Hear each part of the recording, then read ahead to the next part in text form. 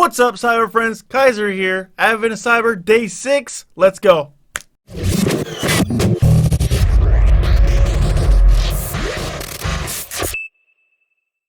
Day 6 web exploitation patch management is hard. During a routine security audit before the incident, McSkitty discovered some recovery passwords on an old server. She created a ticket to decommission this server to reduce this security vulnerability. The elf assigned to fix this vulnerability kept pushing off the task, and this never got done. Luckily, some of those recovery keys can be used to save some systems. Unfortunately, the only way to access the server is through an old web application.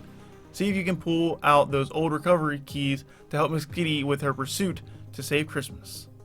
In this task, we'll be covering the basics of local file inclusion (LFI) vulnerability, including how to identify and test for LFI. We will also show the impact of an LFI vulnerability by exploiting it. What is a local file inclusion LFI vulnerability? An LFI vulnerability is found in various web applications. As an example, in the PHP, the following functions cause this kind of vulnerability: include, require, include once, require once. It is a web application vulnerability that allows the attacker to include and read local files on the server.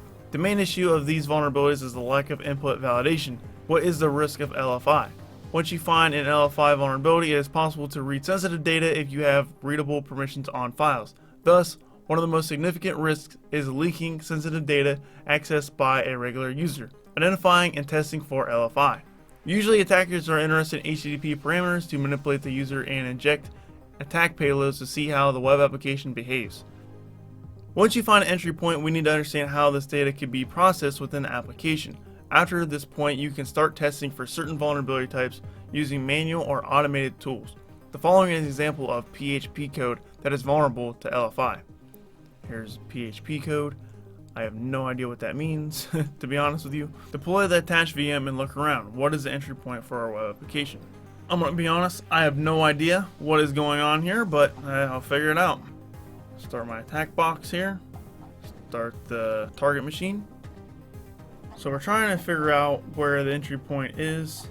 Okay, so the web application is this right here. So we're going to copy this and we're going to put it in a new tab and go there.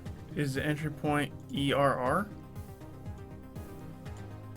This might be the entry point right here. Let's try that.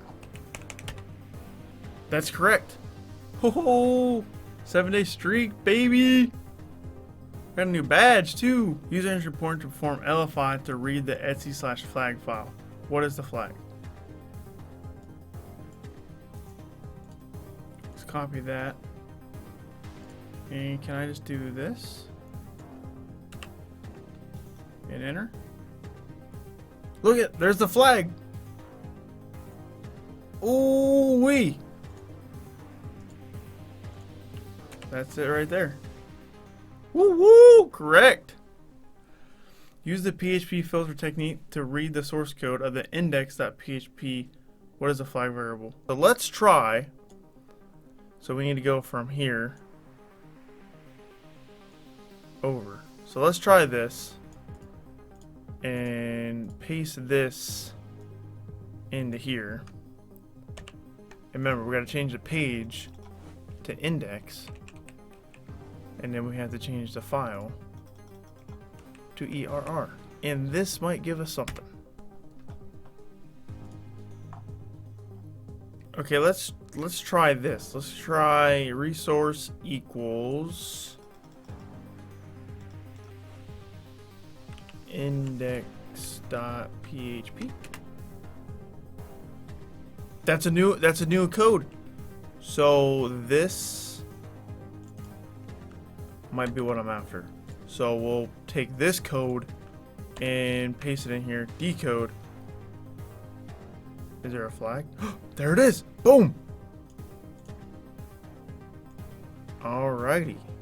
I don't know. I thought the question was not that clear, but that's it. Alright, so next question. McSkitty forgot his login credential. Can you help him log in order to recover one of the server's passwords?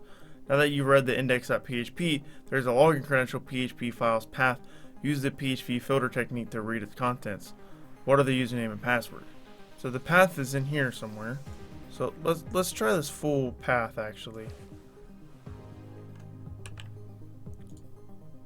Resource. Oh, let's just paste this whole path. See that this is a new password. This is a new one or a new code. Paste this in here. Decode. Oh, look at that! That was the code. Username McSkitty, password AOC315. Awesome. Oh, AOC3 is awesome. And that should be it. That should be the answer. Oh, let's go, dude. All right. User credentials to log into the web application. Help McSkitty to recover the server's password. What is the password of flag.thm.ioc server? So let's log in. We can officially log in now. So let's go back home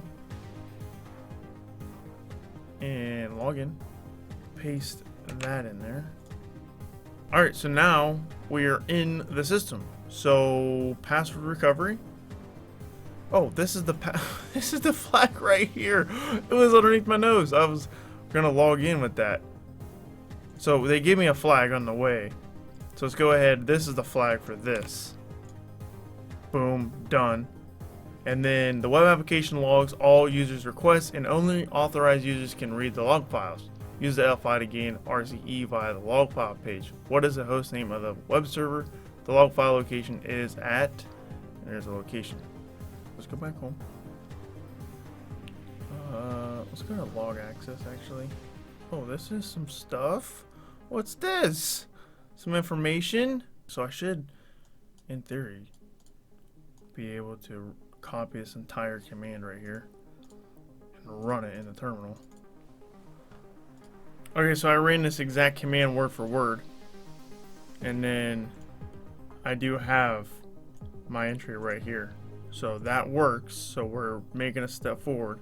So now instead of doing this command, so I did this command, let's do this one, because this was just a test to see if we could do it. Now we know we can do it. We can actually just honestly do this entire command here. So this command right here should give us what we want, I guess. So run that. The instructions literally just say call the log file. We'll see the PHP information page. So essentially we want to go back to the front page right here. So let's go ahead and get rid of this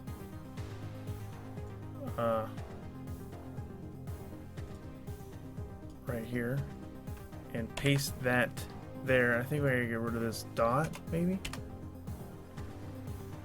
Maybe I need a dot. Do I need a dot? There we go. That's what we needed. Ah, here we go. This is the host name. Copy that and paste that in there. Boom, let's go, baby.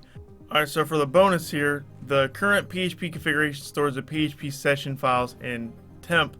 Use the L5 to call the PHP session file to get your PHP code executed. We'll go ahead and copy this.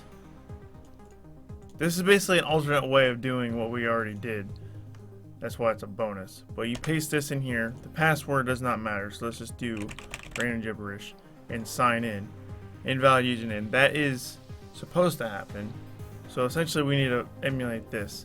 So we will copy all of this, and this is my IP 154.146.154.146.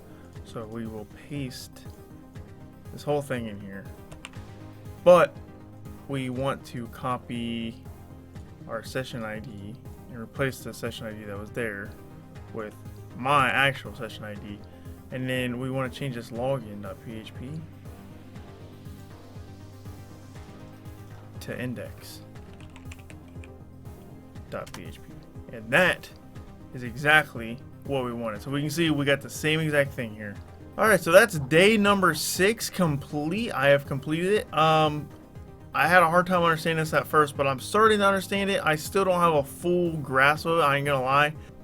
Thank you so much for watching the video. Go ahead and give it a like if you liked it. Hit the subscribe button if you want to see more content from me. And hopefully I see you in the next video. We got more Advent of Cyber to go. So until then, peace out, take care, have a good one. Kyser, out.